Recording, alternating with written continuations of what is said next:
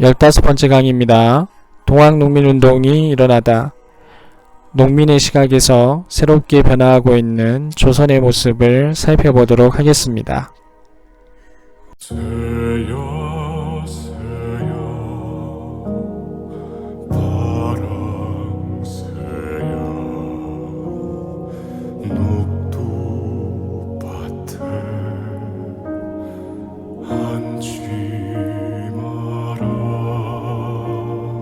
녹두꽃이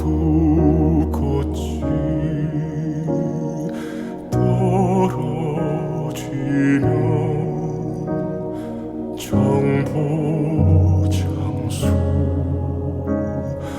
울고 간다. 새야 새야 바람 새야 우리 논에 앉지 마라. 새야 새야 바람 새야 우리 밭에 앉지 마라. 아래 역새는 아래로 가고 긴 역새는 위로 가고 새야 새야 바람 새야 우리 밭에 앉지 마라.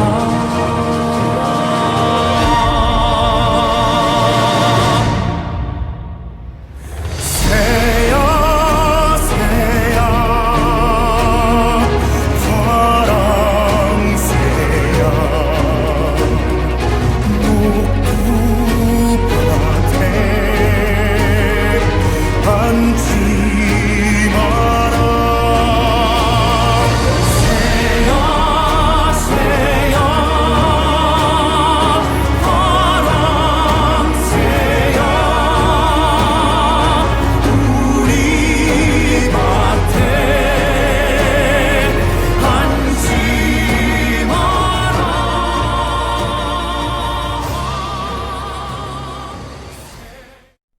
교과서 20페이지입니다. 개항 이후의 농민의 현실에 대해서 살펴보도록 하겠습니다. 지금까지 우리는 강화도 조약이 체결이 되고 개항이 진행된 후 본격적인 개화 정책이 추진이 되면서 새롭게 불어오는 변화의 바람을 어떤 방향으로 맞이할 것인지에 대해서 살펴봤습니다. 반대로 이러한 새로운 변화가 조선의 정체성을 위협할지도 모른다는 판단 속에서 새로운 변화의 바람을 막고자 했었던 사람들의 움직임 역시 살펴보게 되었습니다.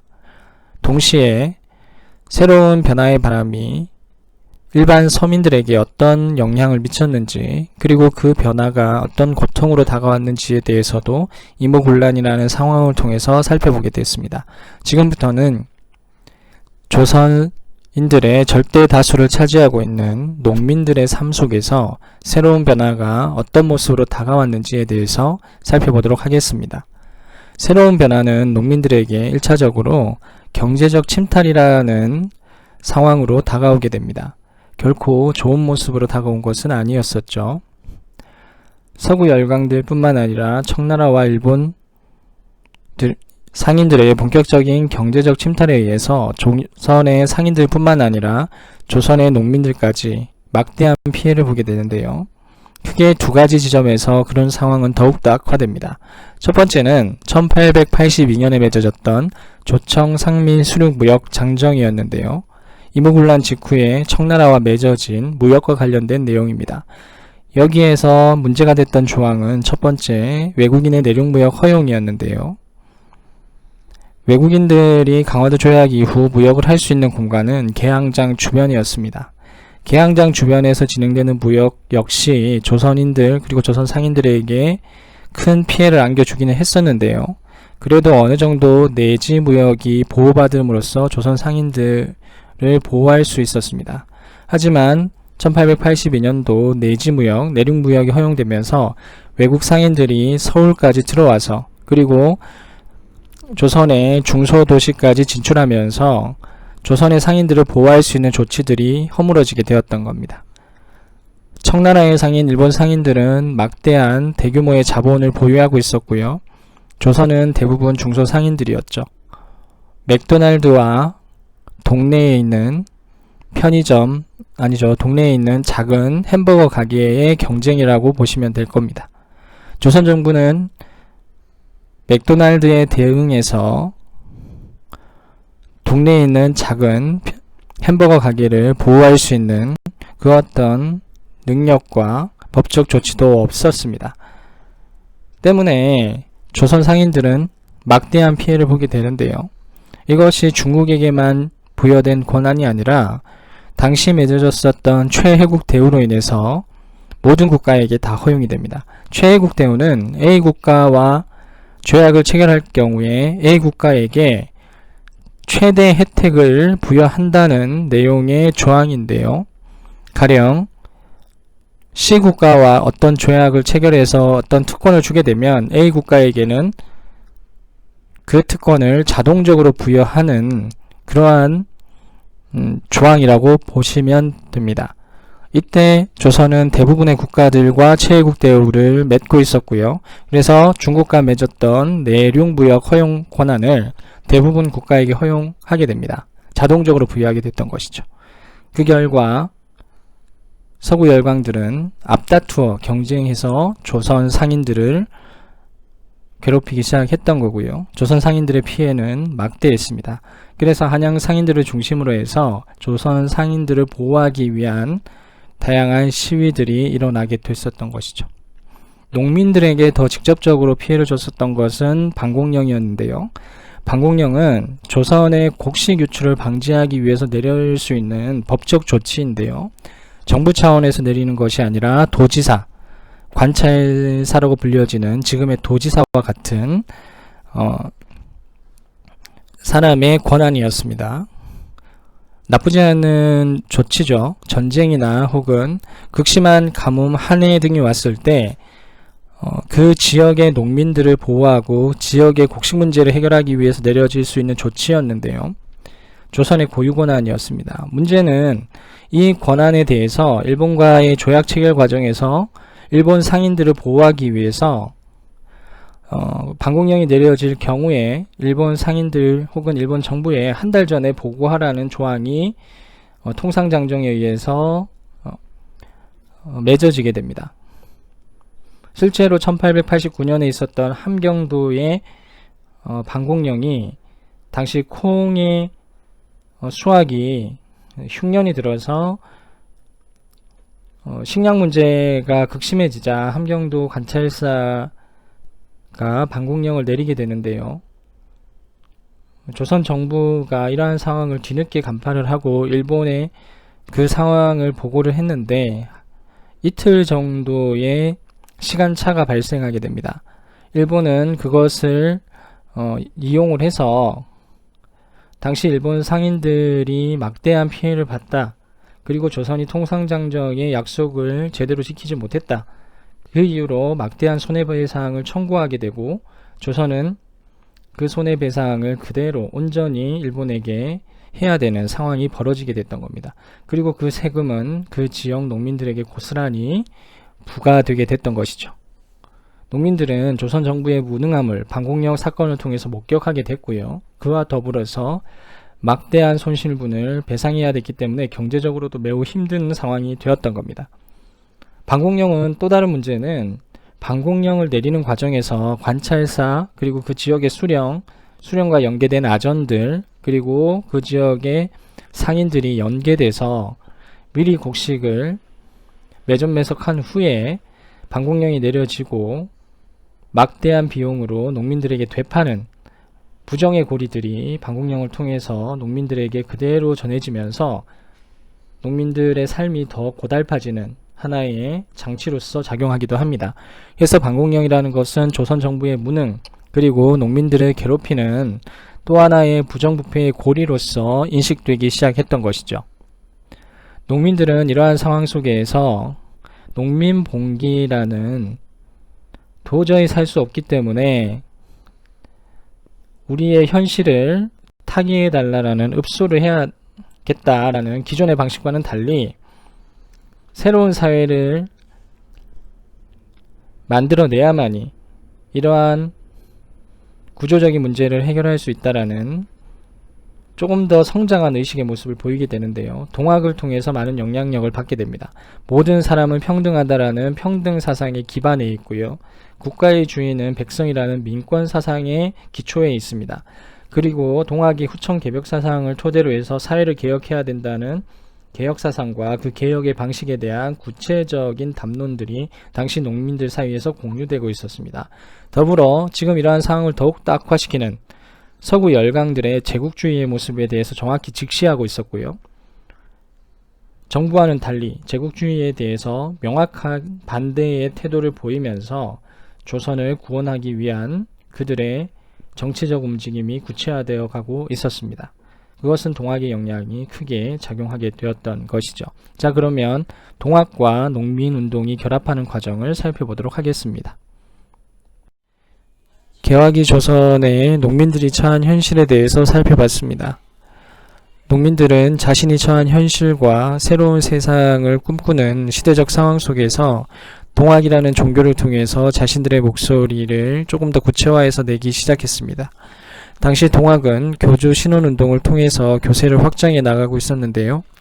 교조 신원운동이라고 하는 것은 억울하게 죽은 교주였던 최재후의 억울함을 씻어내고 동학을 공식적으로 인정받아 포교의 자유를 얻는 것이었습니다. 그들은 삼내에서 회합을 가지게 되는데요.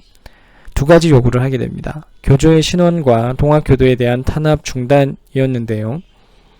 충청도와 전라도 지역의 관찰사에게 두 가지 요구 조건을 내걸고 인정을 호소합니다. 당시 관찰사들은 둘 중에 하나는 수용을 해줍니다. 동학교도에 대한 탄압을 중단하겠다는 약속을 해주고요. 다만 교조의 신원은 왕의 권한이기 때문에 결론을 낼 수 없다라는 이야기를 동학교도들에게 합니다. 동학교도들은 교조의 신원을 위해서 서울로 상경하게 되는데요. 전통적인 방식의 민원인 복합상소의 형태로 그들은 자신의 요구를 왕에게 합니다. 복합상소라는 것은 엎드려서 광화문 앞에서 다수가 정치적으로 자신의 요구를 강력히 발언하는 것이었는데요. 물론 이들의 요구는 수용되지 않습니다. 하지만 그들이 서울에 올라와서 목격했었던 조선의 현실은 외세에 의해서 조선이 좌지우지되는 매우 위태로운 상황이었습니다. 동학교도들은 그리고 이들과 연대한 농민들은 조선의 농민의 현실을 개선하기 위해서는 외세로부터의 간섭으로부터 벗어나야 한다라는 1차적인 인식을 공유하게 됩니다. 그들은 보은으로 다시 내려오게 되는데요. 보은 집회에서는 종교적 운동 차원에서 넘어서 더 확대된 정치적 운동의 모습으로 발전하게 되는데 척외양이라는 반외세의 목소리가 터져나오기 시작했던 겁니다. 조선의 농민들 그리고 조선에 살고 있는 백성들이 이러한 척박한 현실로부터 벗어나 새로운 사회를 열기 위해서는 1차적으로 외세로부터 자유로워져야 된다라는 것이었고요. 그리고 조선의 현실 세부를 면밀히 살펴보며 평등한 새로운 세상을 열기 위한 준비를 해 나가게 됩니다. 이러한 움직임 속에서 고부에서 일어났었던 우발적인 하나의 사건을 계기로 해서 동학농민군들은 광범위한 사회개혁운동으로 발전하게 되는 것이죠. 자, 그러면 영상을 통해서 고부에서 일어났었던 상황을 살펴보도록 하겠습니다.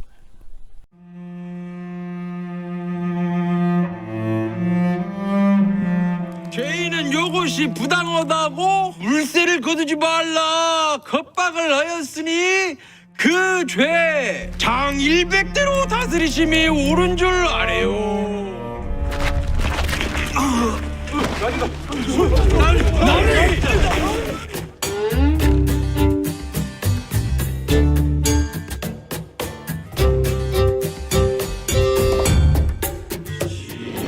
군수 조병각과 아전들의 탐악이 크게 달하며 난망한 백성들의 처지를 이루 형언할 수가 없다. 고부성을 격파하고 조병갑을 벤다.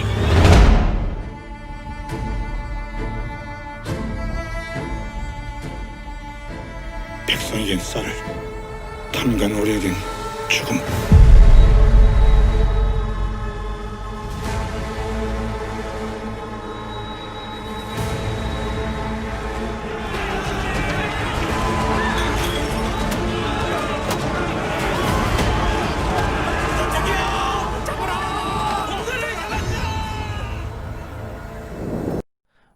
교과서 20페이지입니다. 1차 동학농민 봉기에 대한 내용을 살펴보도록 하겠습니다. 영상을 통해서 당시 고부 군수 조병갑이었던 인물의 부정부패 그리고 백성들의 현실 잘 살펴볼 수 있었습니다. 왜 그들이 봉기할 수밖에 없었는지는 충분히 설득이 되는 장면들이었죠. 동학농민 봉기의 가장 큰 요인은 당시 조선이 처해 있었던 경제적 위기였고 구조적인 측면에서 백성들을 괴롭힐 수밖에 없는 그런 상황들이었습니다. 일단은 서양 열강들에 의한 경제적 침탈이 극심해지면서 그 피해가 고스란히 농민들에게로 전가되고 있는 상황이었고요. 정치 또한 매우 문란해져 있었습니다. 세도정치기의 삼정의 문란의 문제가 그대로 남아 있었고요. 부정부패와 매간매직 매우 심각한 수준으로 성행했습니다. 고부뿐만 아니라 전국 어디에서든 동학농민 봉기운동과 같은 농민봉기가 일어날 수밖에 없는 그런 상황, 임계점에 처해 있었던 것이죠. 자, 이런 상황에서 고부 지역에서 조병갑이라는 당시로서는 그리 대단하지 않은 그런 인물에 의해서 사건은 진전이 됩니다. 조병갑이라는 인물이 만석보를 새로 짓게 되는데요. 멀쩡한 저수지를 다시 허물어서 새로 짓는 과정에서 백성들에게 어마어마한 세금을 걷어 개인이 횡령하고 착복하는 상황이 벌어지게 됐었던 것이죠. 당시 고부에서 나름대로 지식인 역할을 하고 있었던 전봉준을 중심으로 한 동학농민군은 이러한 조병갑의 횡포를 알리기 위해서 고부 관할을 습격하는 계획을 세우게 되는데요. 이 과정에서 정부에서 내려온 조사관이 안핵사였던 이용태가 조병갑의 잘못은 매우 미미하게 다루고 농민 봉기를 일으켰다는 명분으로 전봉준에게는 매우 무서운 형벌을 내리게 됩니다. 부당한 처우였죠. 이러한 상황을 지켜보면서 고부의 농민군들은 지금 일어나고 있는 이러한 문제는 단순한 탐관오리 한 명의 문제가 아니라 구조적으로 조선이 썩어 있다라는 판단을 하게 되는 겁니다. 조병갑과 연결되어져 있는 상부의 세도정치가들 그리고 조병갑 아래에 있는 아전들의 카르텔 이들이 농민들을 괴롭히는 기본적인 구조는 조선이 가지고 있는 병폐 중에 가장 극심한 병폐라고 봤었던 겁니다. 조병갑이라는 인물을 교체한다고 해서 이 문제가 해결되지는 않을 거다. 새로운 인물이 들어오더라도 똑같은 일들은 반복될 거라고 판단을 했었던 것이죠. 그래서 전봉준과 같은 동학교도들은 전국에 있는 동학 농민들에게 사발통문을 돌려서 호소를 합니다. 백산에 모여달라. 백산에서 모여서 서울로 향해서 지금 일어나고 있는 조선의 가장 근본적인 문제를 해결하기 위한 호소를 왕에게 해야겠다. 그들이 외쳤던 구호는 두 가지였습니다. 첫 번째, 제폭구민, 폭압적인 이러한 부정부패로부터 백성들을 구해야 된다. 라는 것이었고요. 또 하나는 보국안민이었습니다.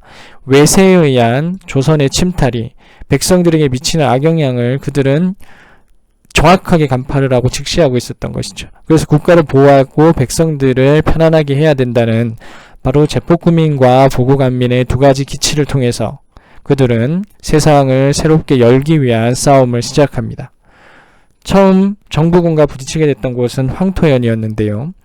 여기서 이제 조금 있다가 보게 될 영상에서 장태라는 농민들의 싸움 도구를 이용을 해서 승승장구를 해 나갑니다. 황토현과 황룡촌에서 결기 있는 농민들의 싸움은 새로운 세상을 열기 위한 열정으로 무능하고 부패한 조선의 정부군을 파죽지세로 밀어내며 승승장구해 나갑니다. 그리고 그들은 드디어 전주성에 입성하게 되는 것이죠. 1894년 1월의 상황입니다. 순서를 좀 기억해둡니다. 고부농민 봉기가 조병갑의 부정부패를 시발로 해서 시작이 되고, 이 문제는 단순한 한 명의 탐관오리의 문제가 아니라 조선이 가지고 있는 구조적 문제라는 판단하에 전국의 농민군들에게 서울로 향한 상경투쟁을 하자 백산에 모여줄 것을 약속합니다. 호소를 합니다. 그래서 백산에 모여서 제포구민과 보고간민의 구호를 외치죠.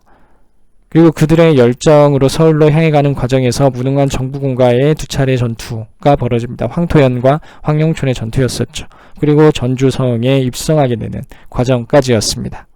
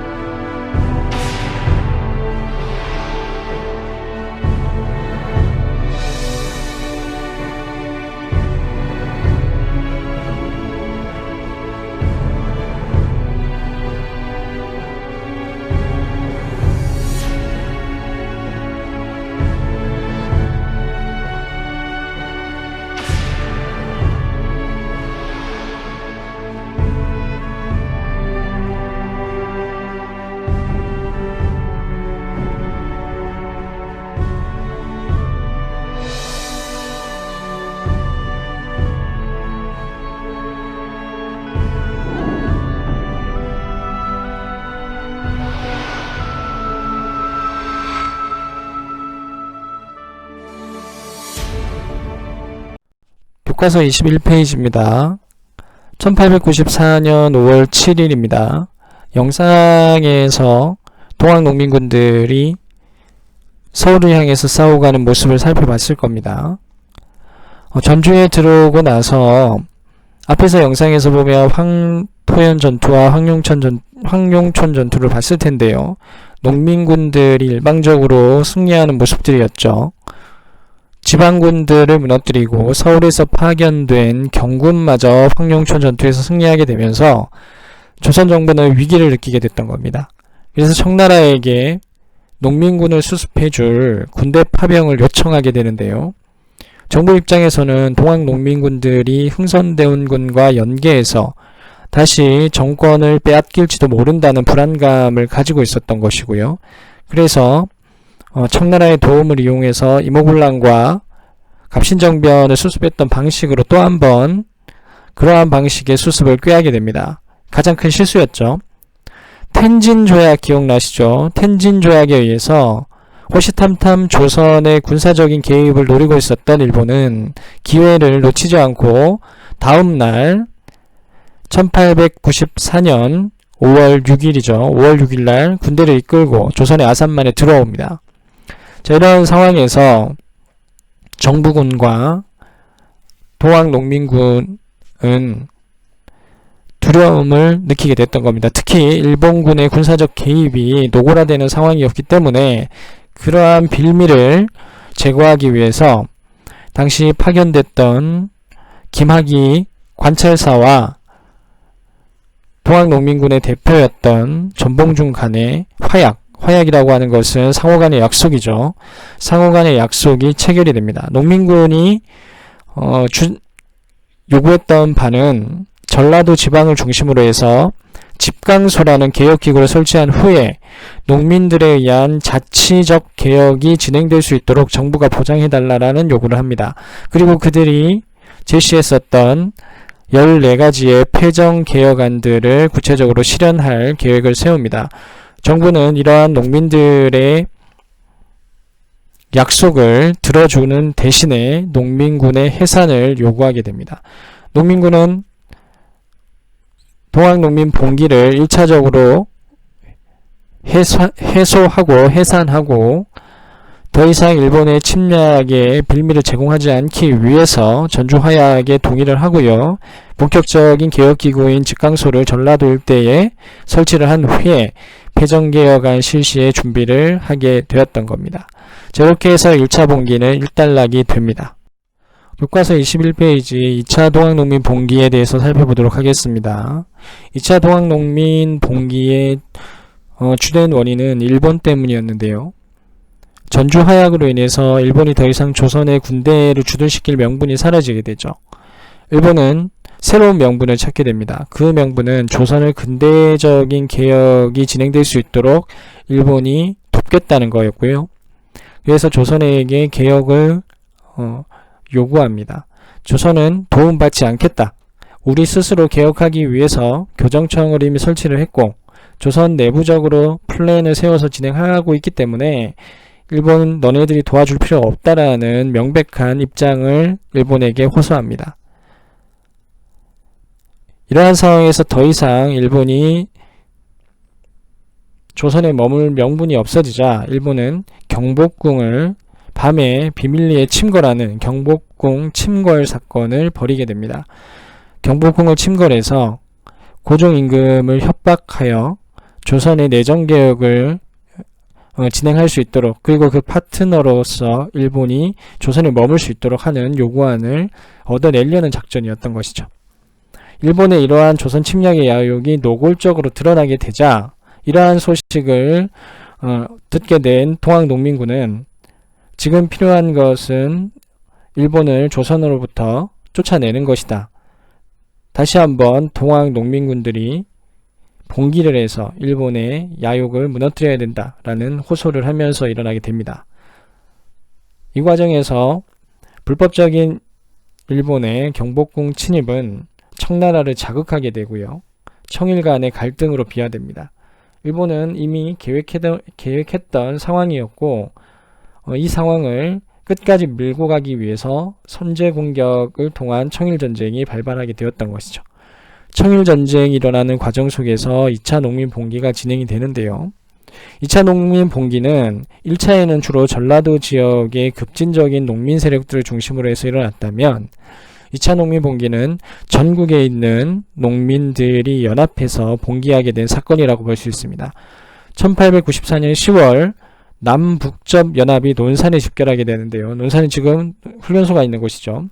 남접은 주로 전라도 지역의 혁신 농민 운동 세력이었다면 북접은 경상도와 충청도 지역 중심의 종교적 성향이 매우 강한, 그리고 정부에 저항하지 않는 다소 보수적인 세력이었다고 할 수 있었습니다. 하지만 이들이 일본에 저항하기 위해서 함께 공동전선을 구축을 하고 싸우게 되는 상황이 벌어지게 됐었던 것이죠. 하지만 근대 무기로 중무장하고 있고 오래전부터 조선 침략의 계획과 대륙 진출의 계획을 세우고 있었던 일본의 근대적 무기 앞에 동학농민군의 무기는 매우 무력할 수밖에 없었습니다. 그들은 자신들이 세우고자 했었던 새로운 세계, 그리고 조선이 외세로부터 침략당하는 이러한 현실에 저항해서 목숨을 걸고 끝까지 싸웠습니다. 하지만 그들은 패배하고 말죠. 동학농민운동은 단순한 농민 봉기가 아니라 새로운 세상을 열고자 했었던 농민들의 염원이었고요. 국가의 주인은 백성이라는 민권주의를 처음으로 농민 스스로 목소리 높여 세상을 향해서 호소했었던 매우 의미 있는 역사적 사건이기도 했습니다. 하지만 이들의 사건은 현실에서는 실패로 끝이 납니다. 하지만 이들의 정신은 여전히 우리 속에 남아 역사 속에서 거대한 흐름으로 지금의 민주주의 성장의 시원으로서 작용하고 있는 것이죠.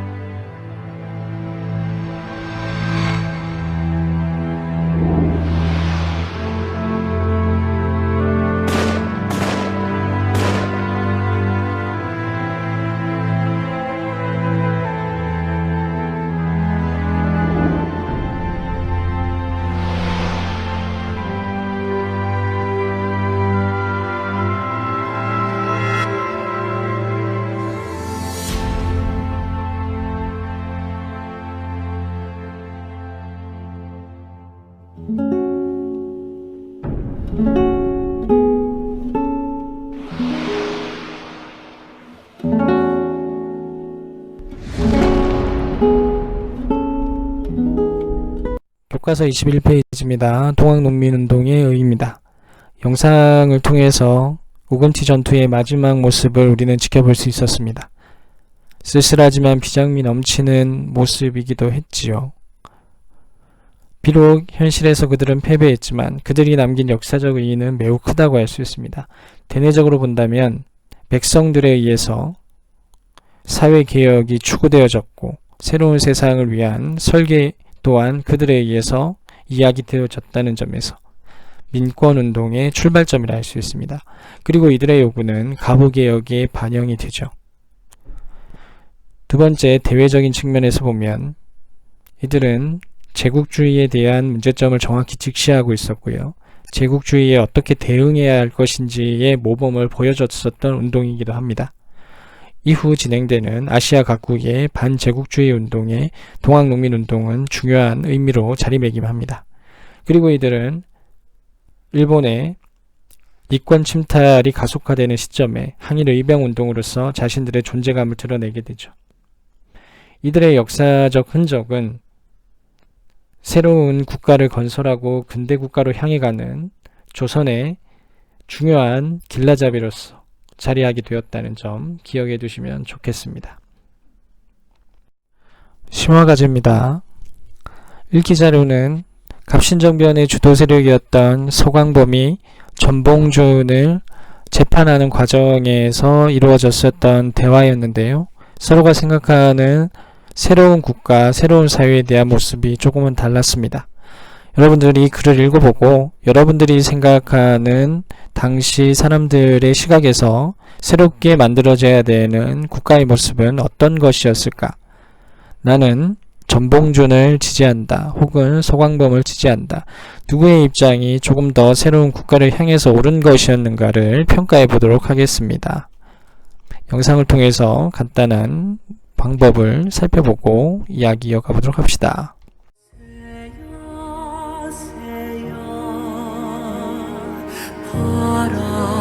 바람새야 우리 모네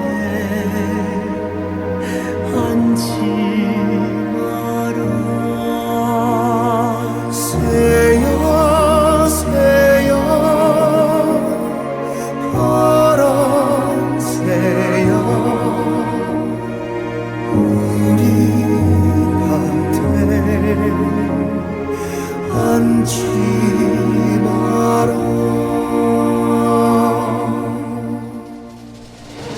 아래 역새는 아래로 가고 긴 역새는 위로 가고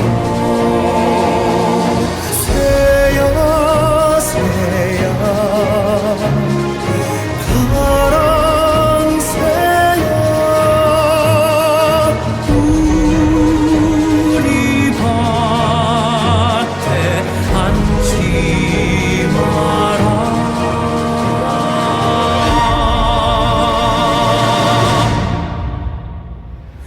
새야 새야